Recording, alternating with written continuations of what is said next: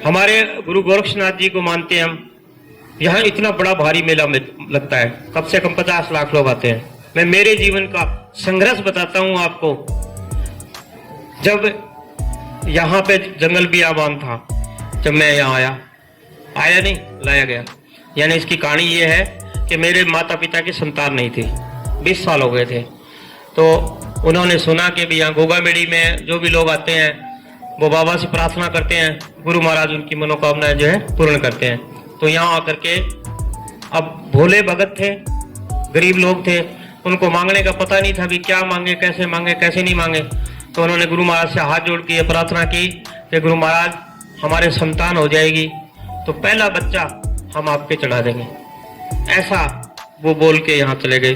गुरु महाराज ने उनकी पुकार सुनी। हमारे परिवार में मुझसे बड़ी एक मेरी बहन है, फिर उससे एक छोटा भाई है, फिर उससे एक छोटा भाई, और 4 हो गए।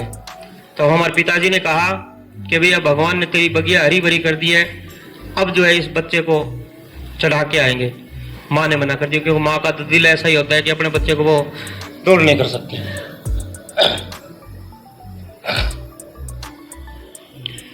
तो 2 साल की उम्र में जब मैं था तो छोटा भाई था, वो गुजर गया। तो पिताजी ने कहा देख ले भैया वापिस नंबर लग गया, खाली हो जाएगा। तो माँ ने कहा ले जाओ। देर तो धोने पे बैठा रहा, उसके बाद में मुझे कुछ दिखाई नहीं दिया तो मैं रोने लग गया।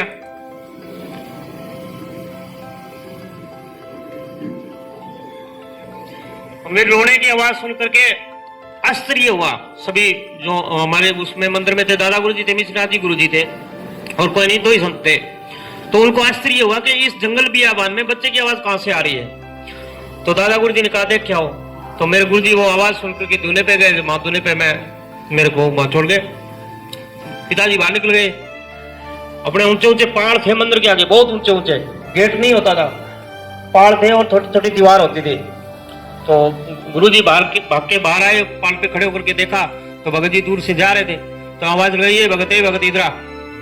तो वो आए कि ये बच्चा बोलो जी भगवान का है, गुरु महाराज का है। अरे बोले तू छोड़ के गया है क्या? कि नहीं गुरु महाराज ने दिया था, मैंने चढ़ा दिया। तो बोलो रे अभी ये रोने लग गया है, इसको संभालेगा कौन है? तो बोलो जी मैं क्या करूं? बोले जब तक ये बच्चा हमारे में घुले मिले नहीं तब तक तेरे को यही रह करके सेवा करनी पड़ेगी। उन्होंने कहा ठीक है जी। अब 7 महीने तक है वो यहाँ रह करके सेवा की, और 7 महीने पीछे से माँ जो है गुजर गई। हमारे पिताजी को पता ही नहीं चला कि अभी पीछे से ये घटना हो गई। तो 6-7 महीने बाद में हमारे पिताजी के बड़े भाई थे, फौज में काम हवलदार थे। तो वो दोनों एक ही जगह, दोनों भाड़े थी, मेरी मौसी लगती थी वो। तो वो घर आए तो उनको बताया कि भी ऐसे घटना हो गई। वो ढूंढते यहाँ आए, यहाँ करके उन्होंने कहा कि भी ऐसे घटना हो गई। जब दादा गुरुजी ने उनको कहा कि अब तुम जा, तब 2 साल के बच्चे को माँ बाप से दूर कर दे। जैसे श्री कृष्ण भगवान भी 2 साल के दूर हुए थे, करण भी छोटा सा ही जन्मते ही दूर हो गया था अपनी मां से।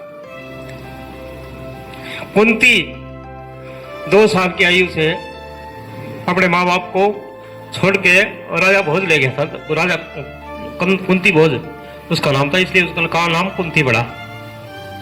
तो ये इतिहास है।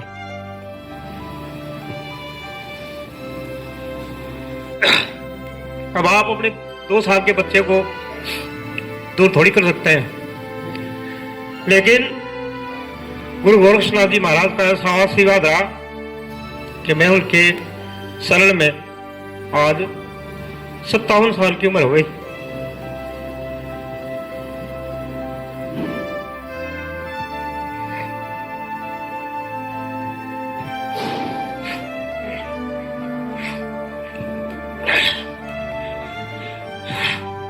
मैं आपको ये तो क्यों बता रहा हूं?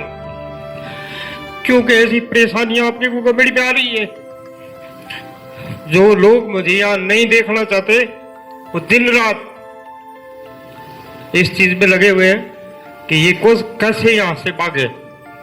उनको ये पता नहीं है कि मैं 2 साल से बचपन से युद्ध कर रहा हूं।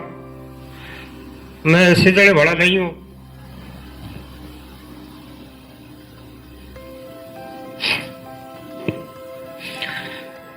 मैं गुरु गोरक्षनाथ जी का प्रसाद हूं और मेरा जीवन इन्हीं के सर चरणों में पूर्ण हुआ। तो ये यहाँ सबकी सेवा करने के लिए भेजा है और मैं ये सेवा पूर्ण करके जाऊंगा। तो ये मेरी एक छोटी सी कहानी थी।